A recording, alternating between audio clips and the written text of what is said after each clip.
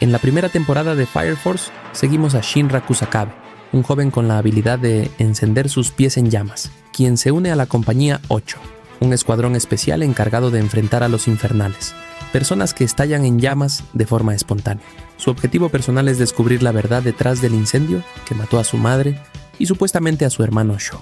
A medida que se gana la confianza de sus compañeros, Shinra se ve envuelto en una conspiración que involucra a la Iglesia del Sol Sagrado, el gobierno y un misterioso grupo llamado los Evangelistas, quienes provocan las combustiones humanas. Durante una serie de intensos enfrentamientos, Shinra descubre que su hermano Sho sigue vivo y trabaja como enemigo, liderando a los Caballeros de la Llama Pura.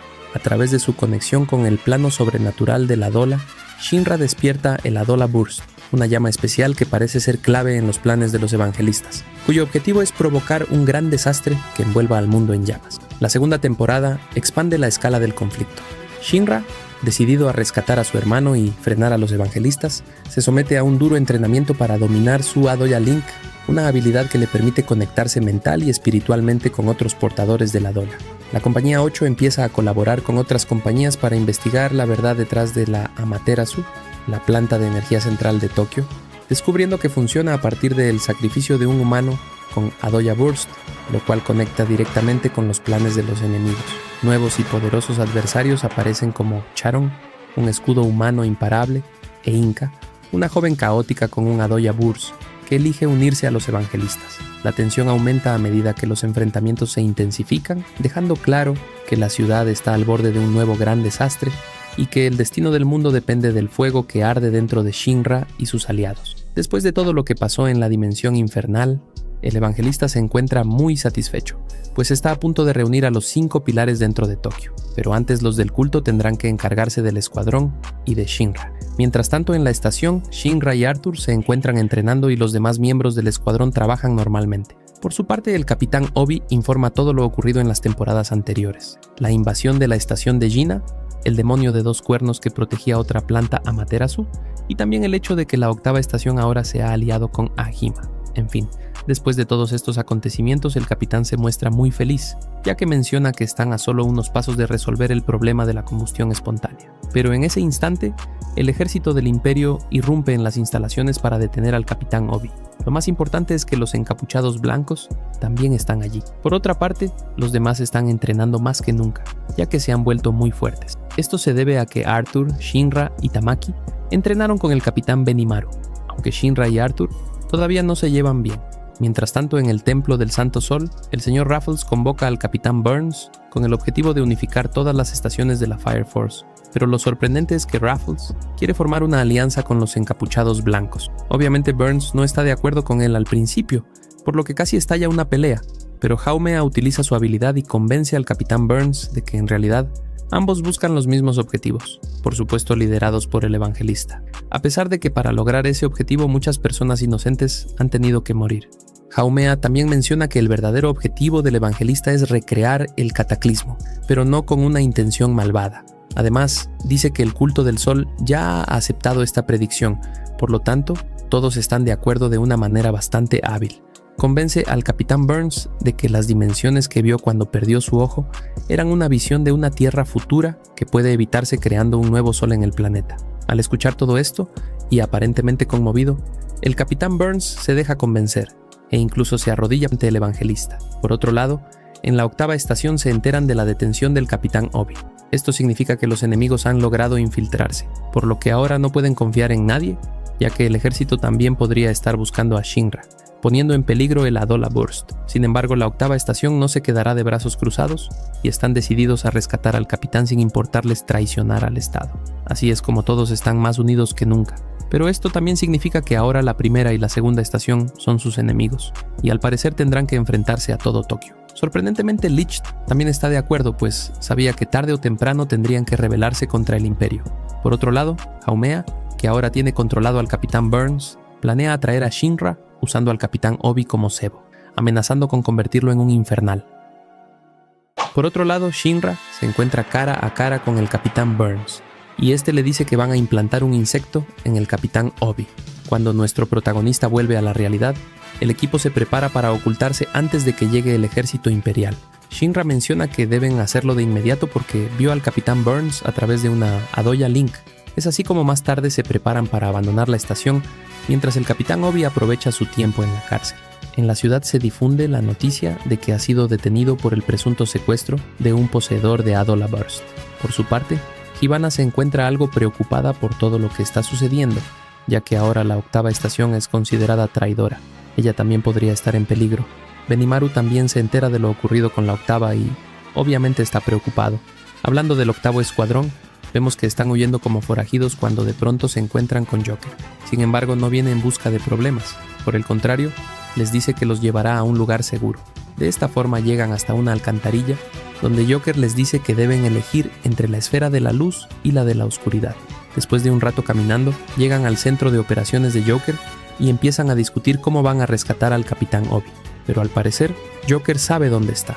Mientras tanto, en la prisión llamada Fuchu, Haumea se encuentra con el Capitán Burns y menciona que como sacerdote siempre sirvió a la fe del Santo Sol, pero el Adoya Link le hizo tener dudas, ya que aparentemente sintió la divinidad en el evangelista. Ahora cree en él, y Haumea al analizarlo puede ver que está diciendo la verdad. Al mismo tiempo, el octavo escuadrón se dirige a la prisión de Fuchu con Joker y Shinra al frente. Cambiando de escena, vemos a una encapuchada blanca llamada Gold, que se presenta ante el Capitán Obi y lleva consigo el insecto que le implantarán. Ya con nuestro escuadrón, estos se dirigen a pie hacia la prisión de Fuchu. Aunque todavía tienen dudas sobre Joker, Leech les dice que, si pueden confiar en él, también pueden hacerlo en Joker. Más adelante Shinra también se muestra muy desconfiado, así que le pregunta a Joker por qué los está ayudando. Joker simplemente menciona que tiene una intuición y sabe que este reino necesita a Obi, aunque también aclara que Obi no es la única luz que ha encontrado, sino que Shinra también lo es. Joker menciona además que en la cárcel hay enemigos poderosos, pero eso no le importa a Shinra, quien asegura que ahora se ha vuelto más fuerte y puede estar al nivel del Capitán Burns. Por eso terminan irrumpiendo en la prisión con el objetivo de rescatar al capitán. Una vez dentro de la prisión, Shinra y Joker se encuentran cara a cara con el imponente Capitán Burns. Este, sin rodeos, les dice que el Capitán Obi pronto regresará al fuego. Pero eso no es todo. Burns confiesa que desde el momento en que experimentó el Adola Link, algo dentro de él cambió. Comenzó a percibir que la auténtica divinidad no se hallaba en el cielo ni en el fuego, sino en el pastor, y por eso ahora lo sigue con devoción ciega. Shinra, impactado, intenta hacerlo entrar en razón. Le advierte que los encapuchados blancos no buscan la salvación, sino la destrucción total de la tierra. Pero Burns lo interrumpe con voz firme y sin remordimiento. No importa, tras la destrucción vendrá la regeneración. Entonces, con gesto solemne presenta al Capitán Obi. Aparece encadenado, herido, pero con la mirada firme. Al verlo en ese estado, Shinra no puede contener su rabia. Sin pensarlo dos veces, se lanza contra Burns. Joker lo acompaña dispuesto a luchar a su lado. Sin embargo, el ex capitán de la primera estación lo repele con un solo movimiento, Nova, su temido ataque de voltaje. La potencia de la explosión los lanza hacia atrás, como si fueran muñecos de trapo, pero lo peor aún está por venir. Burns no solo es fuerte, su temperatura aumenta con cada segundo que pasa y con ella su poder. Cuanto más dure el combate, más imparable se vuelve. A pesar de todo, Shinra no se rinde.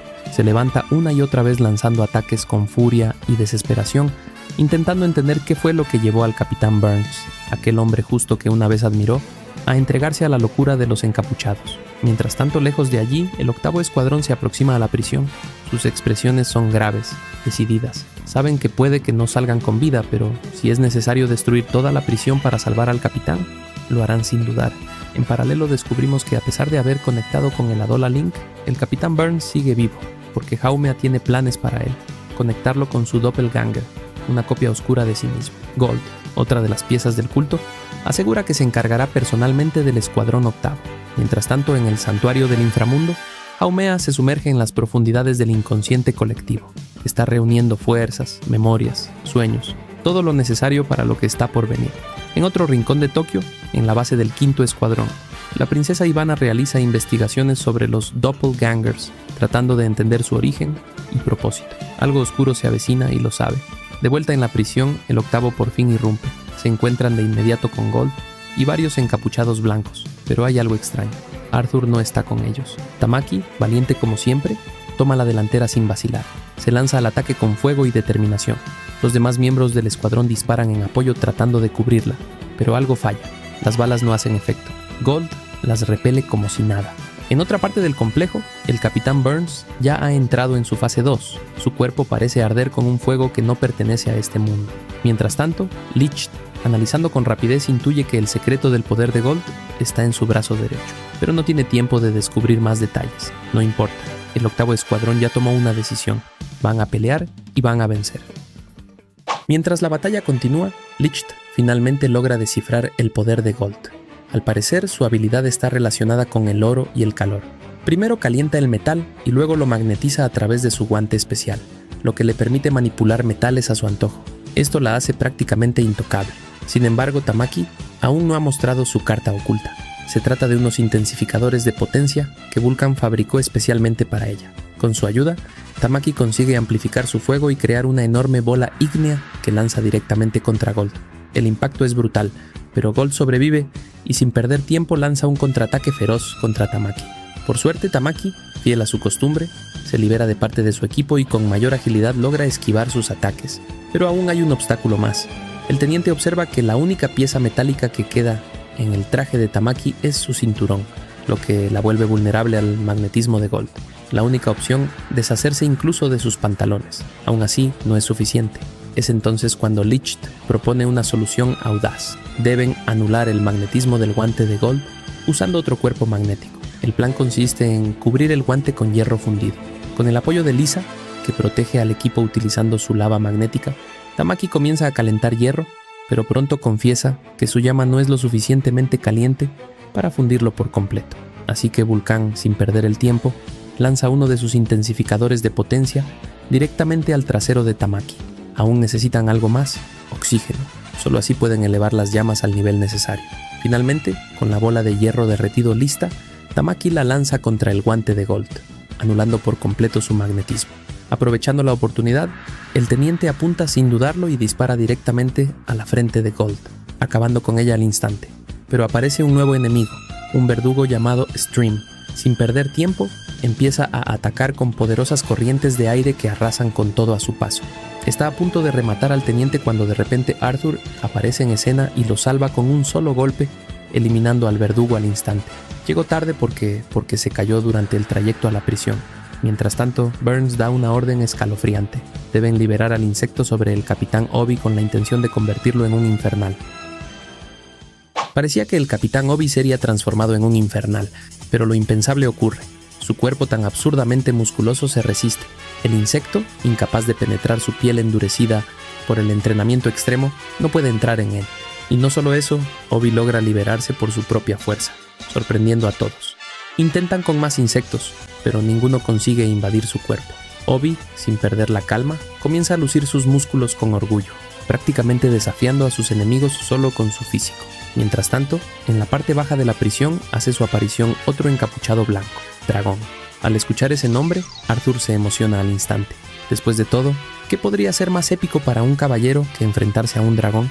Dragón lanza una poderosa exhalación que hace volar a todos, excepto a Arthur, que emocionado blande su espada Excalibur y se lanza directo al ataque. Pero su golpe no le causa ni un rasguño al enemigo.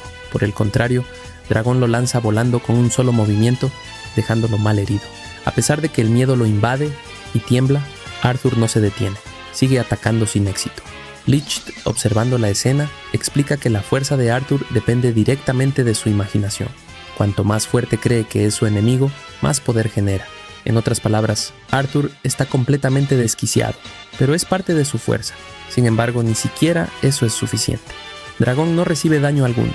De hecho, es Arthur quien sale herido, pues las escamas del cuerpo del enemigo son tan afiladas y densas que lo cortan solo con el contacto.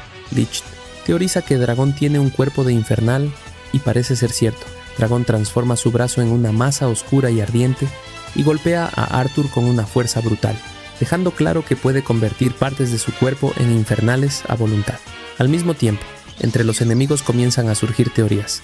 Algunos creen que Rekka podría tener relación con los doppelgangers, esos seres anómalos que imitan a los humanos. Y por su parte, la princesa Hibana también sospecha que la combustión espontánea podría estar directamente conectada con los doppelgangers. De vuelta al combate, Arthur se encuentra desesperado, pero en lugar de rendirse, lleva su imaginación aún más lejos. Se convence a sí mismo de que está enfrentando a un dragón milenario cargado con siglos de experiencia dragónica, y por eso incrementa su potencia al máximo. Con toda su energía lanza un nuevo y último ataque con su amada espada Excalibur, pero el resultado es devastador. La espada se rompe. Arthur cae al suelo, derrotado física y emocionalmente, destrozado por la idea de haber perdido su legendaria arma. Su espíritu de caballero tambalea. Mientras tanto, en otro punto de la prisión, Obi continúa resistiendo heroicamente los ataques de los insectos, manteniendo sus músculos tensos al máximo. Pero el tiempo corre y sus fuerzas se agotan. Arriba, Joker y Shinra luchan contrarreloj contra el Capitán Burns, intentando liberarlo y detener esta locura antes de que Obi, el hombre más querido del escuadrón, no pueda aguantar más. Mientras Shinra continúa atacando al Capitán Burns, la batalla se vuelve cada vez más intensa. En medio del combate, vemos fragmentos del pasado de Burns, recordando cómo desde niño su fe en Dios fue firme e inquebrantable. Incluso ya de adulto, aseguraba que seguiría creyendo en Dios, aunque este no existiera. Pero todo eso cambió tras su experiencia en el Adola Link. Después de presenciar aquella realidad oscura y distorsionada, Burns empezó a cuestionarse todo. ¿Para quién rezaba? ¿Cuál era el propósito de su fe? Ahora que, según él ha descubierto la verdad, declara que ya no sirve a Dios sino al resultado de esos rezos. Shinra lo ataca con todo, pero sus golpes apenas le hacen daño. Desde un rincón, Joker fuma tranquilamente y observa el combate, murmurando que esta pelea entre un anciano terco y un joven testarudo no va a terminar pronto. Shinra se da cuenta de que necesita más velocidad para vencer al capitán, pero ni siquiera con su mejor esfuerzo logra superarlo. Recibe una verdadera paliza, pero no se rinde. Recuerda la promesa que hizo de proteger a Shaw, a su familia y al octavo escuadrón. Es entonces cuando su fuego cambia. Ahora surgen llamas azules mucho más calientes y poderosas, y aunque la temperatura de Burns sigue aumentando, Shinra se lanza al ataque dispuesto a enfrentarlo de frente. El capitán le dice que, si Dios desea la destrucción, él la aceptará y la seguirá. Pero Shinra grita que ni siquiera un dios podrá detener sus patadas. Sin embargo, justo en ese instante, Burns alcanza la fase 5 del voltaje Nova, logrando detener el ataque de Shinra. Todo parece perdido, pero al pensar en su madre, en Shaw y en su misión, Shinra acelera aún más allá de sus límites y esta vez logra golpearlo directamente. Tras el choque final, el Capitán Burns cae derrotado, reconociendo por fin la fuerza de Shinra. Le dice que personas como él son la verdadera resistencia de este mundo. Aunque él mismo ya no tiene la fuerza ni la voluntad para cambiar nada, solo puede seguir obedeciendo, caminando el sendero de Dios y viendo el mundo consumirse en la destrucción. Por eso le pide a Shinra que siga haciéndose más fuerte para cambiar el destino del mundo. Lejos de allí, Haumea, conectada a la Adola, declara que ha nacido un nuevo pilar, y en ese mismo momento un demonio aparece y atraviesa al Capitán Burns. Shinra, al ver que este ser carece de un ojo, comprende la verdad. Es un doppelganger. En otra zona de la prisión, Dragón lanza un devastador ataque final. Maki intenta detenerlo, pero se da cuenta de que no podrá resistirlo. El impacto lo consume todo, pero cuando el humo se disipa, el octavo escuadrón sigue en pie, completamente ileso. Aparentemente Maki los protege a todos, pero esa no es la verdad. Haumea aparece en escena en ese momento, revelando que fue ella quien salvó la situación, aunque sus motivos aún son desconocidos. Mientras tanto, Shinra, con el corazón hecho pedazos, se ve obligado a dejar atrás al Capitán Burns, quien en sus últimos momentos se despide rezando en silencio. Haumea da la orden: maten a todos, excepto al pilar, pero justo en ese instante, cuando todo parece perdido, aparece Moonlight Mask dispuesto a salvarlos. Aunque Moonlight intenta aparentar ser un desconocido, su postura demasiado similar a la de Benimaru lo delata con facilidad. Es así como los encapuchados comienzan a atacarlo, mientras él reparte unos estandartes a los demás para que se aferren a ellos y puedan escapar. Mientras tanto, el Capitán Obi, que finalmente logra deshacerse de los insectos, se entera de lo ocurrido con el Capitán Burns y cómo éste le confió a Shinra la misión de salvar el mundo. Pero dejando eso de lado por ahora, todos se retiran usando los estandartes que trajo Moonlight Mask, quien, como ya sabemos, es en realidad Benimaru. Lo curioso es que Haumea revela que todo sucedió exactamente como lo habían planeado, pues ese día se reunieron todos los pilares. Por eso ordena que comiencen los preparativos para el día en que el planeta arderá. Por otro lado, los miembros del octavo escuadrón y los demás llegan hasta Asakusa, donde se encargan de atender a los heridos. Pero lo más importante es que el Capitán Obi le informa a Benimaru que el octavo escuadrón está siendo perseguido por el Imperio y también le cuenta sobre el asesinato del Capitán Burns. del cual, por supuesto, culparán a su escuadrón. Esto solo hará que el Imperio y los encapuchados blancos estrechen aún más sus lazos. De hecho, mientras se realiza el funeral del Capitán Burns, los del primer escuadrón consideran al octavo como traidores, convencidos de que fue Shinra quien asesinó a su capitán. Sin embargo, Karim y Huo Yang recuerdan las palabras de Burns antes de morir, que ellos serían quienes cambiarían el mundo. Con eso en mente, deciden regresar al convento de San Rafles. Y por cierto, Ivana también se dirige hacia allá. Cuando Ivana llega a las ruinas del convento, empieza a recordar cómo era su vida como monja y los momentos compartidos con las otras hermanas, pero también busca venganza, motivada por la tragedia que vivieron. Así que comienza a examinar la superficie del lugar, convencida de que debe haber una entrada secreta hacia algún espacio subterráneo. Finalmente la encuentra. Está justo debajo del altar. En ese momento llegan los miembros del primer escuadrón, quienes también tienen muchas preguntas sobre los doppelgangers. Como todos buscan lo mismo, unen fuerzas, apartan el altar y encuentran una entrada. Al ingresar descubren algunos libros sobre plantas y cultivo. Ivana entonces recuerda que el emblema del convento era una cruz del Santo Sol rodeada de vegetación.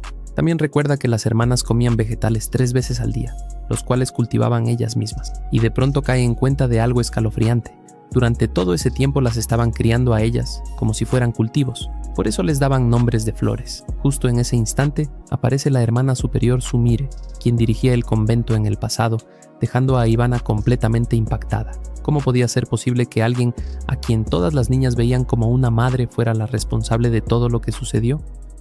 Al verla, Ivana pierde el control. Enfurecida, acusa a la hermana Sumire de haber hecho experimentos con doppelgangers, usando a las hermanas como sujetos de prueba. Asegura que la combustión espontánea que ocurrió fue en realidad parte de uno de esos experimentos donde Sumire, mediante insectos, intentaba atraer a los doppelgangers a este mundo. Lo más revelador es cuando Hibana menciona que los doppelgangers habitan en Adola y que cuando se fusionan con los humanos se produce la combustión espontánea. Para sorpresa de todos, la hermana Sumire no lo niega, le da la razón. Justo entonces comienzan a sentirse temblores. Mientras tanto, Hibana, aún impactada, le exige saber desde cuándo ha estado experimentando con las niñas. Es entonces cuando Sumire revela que hace 250 años el gran cataclismo fracasó porque no había suficientes pilares ni energía acumulada, por lo que el mundo no ardió por completo. Desde aquel entonces ha estado creando pilares para un nuevo intento. Esto desconcierta aún más a Ivana. Si todo ocurrió hace 250 años, ¿qué clase de ser es realmente la hermana Sumire? A pesar del miedo y la confusión, Ivana deja claro que está allí para vengar la muerte de sus amigas, pero Sumire, con una inquietante sonrisa, le dice que ellas no murieron y las invoca en forma de demonios. Ivana, por supuesto, queda conmocionada ante esta visión. Karim intenta atacar a la hermana Sumire, pero descubre que no puede alcanzarla. Aparentemente usa vibraciones de su cuerpo como arma, lo que la vuelve intocable. Al mismo tiempo los temblores continúan, lo cual Ivana sabe que solo sería posible si Sumire estuviera usando una Adolla Burst. Por fortuna, el asistente de Ivana llega justo a tiempo para rescatarlos. Mientras tanto, la hermana Sumire se transporta al mundo de Adolla, donde se comunica con un pilar antiguo que data de hace 250 años. Al regresar se revela una verdad escalofriante. La hermana Sumire es el 7º pilar. Ya fuera de peligro, Ivana retoma la conversación reafirmando su teoría. La combustión espontánea ocurre cuando los doppelgangers de Adolla se fusionan con las personas de este mundo. Esto significa que el cataclismo sucederá cuando Adolla entre en contacto total con la Tierra. En ese momento el planeta entero arderá y se convertirá en un nuevo sol, tal como Haumea había profetizado, y si los pilares se reúnen con el pastor, nada podrá detenerlo. Mientras tanto, en Asakusa, Arthur se lamenta no solo por no haber podido vencer a su rival, sino porque su espada legendaria está hecha pedazos. Está triste porque no puede encontrar oricalco, el raro metal del que estaba hecha. Vulcan, intentando animarlo, le promete que encontrarán ese mineral legendario y que le forjará una nueva espada. Claro, Vulcan sabe que el oricalco no existe en este mundo, así que le miente, pero lo hace con una buena razón. Arthur se vuelve más fuerte mientras cree que es un verdadero caballero. Con la ayuda de Lisa y Yu, deciden seguirle el juego, así que todos se embarcan en una búsqueda del oricalco falso. Van preguntando a distintos aldeanos, quienes obviamente están actuando como parte del plan. Eventualmente llegan a un árbol, donde encuentran un mensaje tallado en la base. El oricalco se encuentra en la tienda de encurtidos. Aunque el mensaje es claro y específico, Arthur, completamente sumido en su mundo de fantasía, está convencido de que el oricalco se encuentra en el inframundo.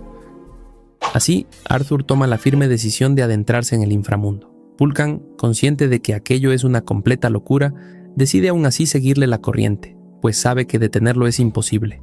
Llegan hasta una entrada oculta y, sin pensarlo demasiado, cruzan el umbral descendiendo hacia aquellas profundidades donde la oscuridad y la locura reinan. Allí, incluso Yu parece estar perdiendo la cordura. Pese a todo, Vulcan insiste en que Arthur debe fortalecerse y por ello continúan avanzando. Mientras tanto, lejos de allí, Shinra se encuentra inquieto con un deseo ardiente de viajar de inmediato a la Doya. La impaciencia lo consume, pues siente que cada instante perdido lo aleja de su destino. De regreso en el inframundo, Vulcan, siempre pragmático, idea un plan: recoger cualquier metal y hacerlo pasar por oricalco, con la esperanza de terminar pronto con aquella absurda misión. Sin embargo, Lisa no soporta esperar más y, con sus habilidades, convoca a una especie de jefe final, un guardián que supuestamente custodia el oricalco. Pero Arthur, en su particular visión del mundo, nota que algo no encaja. En ese preciso momento, Arthur percibe una extraña presencia. Y entonces, contra todo pronóstico, aparecen sus padres. Él siempre creyó que estaban salvando al mundo, así que verlos allí lo desconcierta profundamente. Los demás también quedan atónitos, pues aquello no formaba parte de ningún plan. El hombre y la mujer, autoproclamados rey y reina, parecen tan desquiciados como su hijo. Afirman pertenecer a la resistencia, luchando contra la corrupción del imperio. Sin embargo, la verdad es mucho más mundana. El padre de Arthur inventó todo aquello como excusa para huir de sus deudas, viviendo bajo la farsa de ser rebeldes en esas tierras. Según él, no llevaron a Arthur con ellos porque era demasiado peligroso. Arthur, como siempre, no parece darle mayor importancia. Lo sorprendente es que ambos parecen tener conocimiento de la Iglesia del Santo Sol, del Pastor, de la Dola e incluso de la combustión espontánea. Pero, en realidad, todo proviene de la imaginación delirante del padre, quien se autodenomina profeta. Es él quien asegura saber que Arthur busca el oricalco y, para ayudarlo, les muestra un fragmento de un cohete hecho de aluminio, capaz de resistir temperaturas de hasta 3000 grados. Para Arthur, sin embargo, aquello no es un simple metal. Lo considera un pedazo de estrella, el material perfecto para forjar su legendaria Excalibur. De repente, 3 niños aparecen ante ellos, los hermanos de Arthur, nacidos en secreto mientras sus padres lo habían dejado en el olvido. Pero Arthur, fiel a su naturaleza, no se inmuta ni lo más mínimo. Para él, lo único importante es su nueva espada. Así comienza el proceso de forja, y al recibir la flamante arma, Arthur hace una solemne promesa: jamás volverá a perder contra nadie. Poco después, sus padres vuelven a desaparecer, dejando solo una nota en la que dicen que se marchan de viaje una vez más. En otras palabras, lo han abandonado otra vez, pero la visión distorsionada de Arthur no le permite comprenderlo. En su mente, únicamente existe la misión de salvar al mundo. Entretanto, Shinra continúa su entrenamiento en un intento por abrir el tercer ojo, la conexión hacia dimensiones superiores. Aunque en apariencia solo termina quedándose dormido, en realidad logra penetrar en un nuevo plano. Allí, como si el destino lo reclamara una vez más, se encuentra de nuevo con Sho. Después de estar conectado al Adola Link, Sho siente un impulso irresistible. Necesita ver a su hermano. Sin pensarlo más, decide salir del inframundo, pero no tarda en ser interrumpido por todos los presentes. Aún así, logra abrirse camino hasta que Arrow lo detiene, recordándole que la misa está por comenzar y que debe asistir. Por un momento, Sho duda de la importancia de ver a su hermano, pero rápidamente se reafirma en su decisión. Debe hacerlo. Empuña su espada y, con determinación, le exige a Arrow que lo saque de allí. Arrow, cumpliendo con su deber como guardiana, accede a su voluntad. Así, Sho abandona el inframundo con Arrow, siguiéndolo desde una distancia prudente, siempre atenta a protegerlo tal como prometió. Mientras tanto, en Asakusa se lleva a cabo una reunión del 8º Escuadrón. El capitán Obi informa que, para el Imperio, ellos ya son considerados traidores. La situación empeora al mencionar que el cataclismo está muy cerca, noticia que confirma Ivana al llegar con un informe completo sobre la combustión espontánea. Por alguna razón, durante la reunión, se desvían a hablar de parejas, pero la conversación se interrumpe con la aparición de un topo conocido de temporadas anteriores, Scope. Scope ha llegado a Tokio para ver a Shinra. Durante su viaje fue perseguido por un perro infernal, al cual derrotó gracias a su potente puño, la destrucción tálpida de Luciano. Tras el enfrentamiento parece que ambos se hicieron amigos, y fue precisamente el perro infernal quien lo condujo hasta Tokio. Scope incluso cuenta que tuvo que trasladarse dentro de una caja llena de papas, las cuales se comió todas, pero Arthur, impaciente por la historia, lo interrumpe. Lo importante, dice Scope, es transmitir las últimas palabras de la mujer de negro sobre el inminente cataclismo. Mientras tanto, los encapuchados blancos se preparan para dar inicio al cataclismo. Aunque saben que Shaw se ha escapado, no les preocupa, pues Haumea asegura que él igual se unirá a ellos en el Adoya. En ese instante aparece Fiery, el ejecutor del cataclismo, y Haumea comienza la misa por orden del pastor. Scope sigue explicando que la mujer de la Adoya dijo que el cataclismo llegará pronto y que el motivo por el que el último cataclismo falló fue porque no comprendían el número pi. Por eso, el pastor avanzó el tiempo hasta poder decodificarlo. Vulcan reflexiona: si Pei y Amaterasu están relacionados, tal vez la llave que robó Giovanni sea la clave para descifrarlo. Ivana agrega que, al haber reunido a los 8 pilares, los preparativos para el cataclismo ya están completos. Aunque la situación parece desesperada, el capitán Obi intenta mantener la moral alta. Explica que en la mañana solicitó la cooperación del segundo escuadrón y que también obtuvo ayuda del cuarto escuadrón. Aun cuando la fuerza combinada pueda parecer insuficiente, están decididos a detener el cataclismo. Por si fuera poco, Scope revela que en su viaje a Tokio se topó con Hibana y la hermana Sumire. Conociendo sus habilidades, sospecha que planean algo relacionado con los terremotos, y no tarda en confirmarse. La hermana Sumire provoca un temblor que marca el inicio del cataclismo, dando comienzo a un momento crítico que amenaza con cambiarlo todo. Presenciamos el surgimiento del primer pilar que aparece misteriosamente en las costas del océano. Tal como advierte Hibana, este evento marca el inicio de algo catastrófico. Si los 8 pilares llegan a manifestarse, el fin del mundo será inevitable. Sin embargo, la situación empeora cuando un enorme infernal emerge desde las profundidades, justo debajo de la columna. Ante esta amenaza, y con el permiso del capitán Obi, Shinra Kusakabe se lanza al combate para intentar detener al infernal antes de que cause más destrucción. Mientras tanto, los diferentes escuadrones de bomberos especiales comienzan a organizarse y preparar su ataque coordinado. Entre ellos se encuentra también Kurono, que observa la situación con su habitual actitud despreocupada. Los bomberos abren fuego contra el monstruoso infernal, pero sus armas resultan completamente inútiles. El ataque no le provoca daño alguno. En respuesta, la criatura contraataca con una fuerza abrumadora, destruyendo el equipo y neutralizando a varios miembros del escuadrón. En medio del caos, aparece Takeru Noto del segundo escuadrón, quien intenta disparar directamente al infernal. Sin embargo, Shinra interviene y se interpone en su línea de fuego deteniéndolo. En ese momento, Scoop le advierte que no deben atacar al infernal ni al pilar, ya que, según sus cálculos, este está sellando un volcán submarino. Si lo dañan, el magma podría liberarse y sumergir todo Tokio bajo fuego y lava. Shinra queda en una situación crítica, pero Kurono interviene para salvarlo a regañadientes, demostrando una vez más su extraño sentido del deber. Justo en ese instante, surge de repente Faeri, uno de los caballeros del apocalipsis, quien secuestra a Shinra inconsciente con el fin de cumplir sus propios planes. Mientras tanto, el gigantesco infernal lanza una devastadora llamarada que arrasa con gran parte de la plaza, poniendo en grave peligro a los civiles cercanos. Afortunadamente, el capitán llega a tiempo con un potenciador térmico que logra proteger a la población del calor extremo. Gracias a esto, los civiles consiguen salvarse. Con la llegada del cuarto escuadrón, Ogun Montgomery entra en acción y lanza un poderoso ataque contra el infernal, logrando arrancarle un brazo. Finalmente, Kurono descubre el punto débil del enemigo y con un golpe certero consigue derrotar al colosal monstruo. Sin embargo, Faeri observa todo sin preocupación, explicando que la derrota del infernal formaba parte del plan. Si la criatura no caía, el ritual para despertar a los demás pilares no podría continuar. Así, el episodio cierra con un aire inquietante, dejando claro que la batalla por el destino del mundo apenas acaba de comenzar.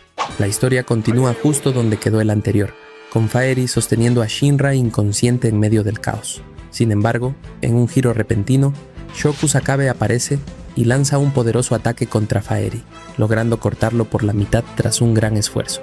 A pesar de ello, Faeri no sufre ningún daño real, revelando su inquietante habilidad para recomponer y modificar su propio cuerpo a voluntad.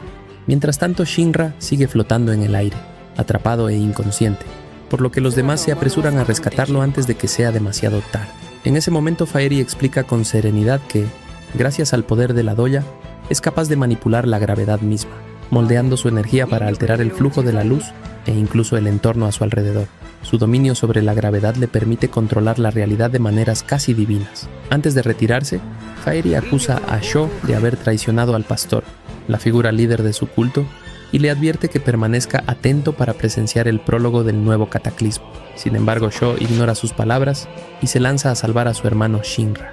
aunque justo después de lograrlo, desaparece misteriosamente ante los ojos de todos.